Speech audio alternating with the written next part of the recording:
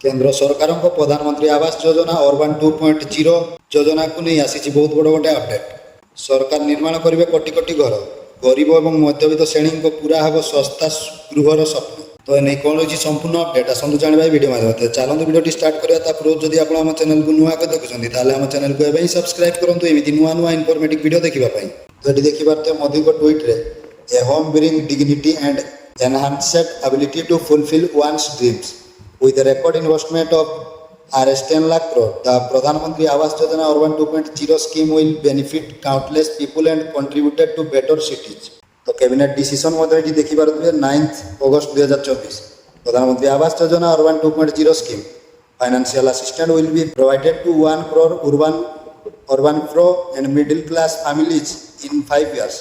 Investment of Rs 10 lakh crores and government subsidy of 2.30 lakh crores under PMAY by U 2.0. केंद्र सरकार प्रधानमंत्री Awas Yojana urban 2.0 योजना को मंजूरी देइछन्ती। योजना अनुसार केंद्र सरकार सहरांचल में गरीब और मध्यवित्त परिवार पर 1 कोटी सस्ता घर निर्माण करेंगे।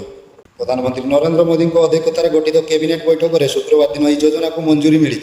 यह योजना सरकार 2.30 लाख कोटी टंकार सब्सिडी देवे। यह योजना अनुसार सरकार सहर अंचल में घर निर्माण पर आर्थिक सहायता प्रदान करेंगे।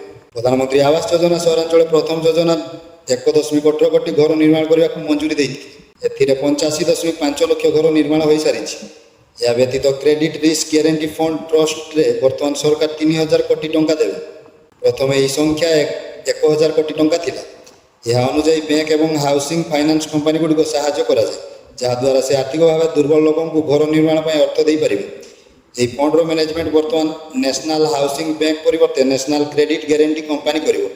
यह योजनार लाभ केवल से ही माने उठाई पारे जहाँ पाखे बर्तमान पक्का घर ना। वार्षिक 3 लाख टंका पर्यंत रोजगार करुवा EWS 3 ରୁ 6 लाख टंका रोजगार करुवा LIG और 6 ରୁ 9 लाख टंका रोजगार करुवा MIG कैटेगरी रे गणा जिवो। स्कीम अनुसार जमी नथिले आपनकु राज्य सरकार बा केंद्र शासित अंचल पक्षर प्लाट प्रदान करा जिवो। एतर योजना रे रेंटल हाउसिंग मध्ये शामिल करा जायछि। एथिरे जदि आपण घर किनिबा बा निर्माण करिवा को चाहू नाहंती तेबे आपण भडारे याकु नै परिवार विकल्प मध्ये रहइबो।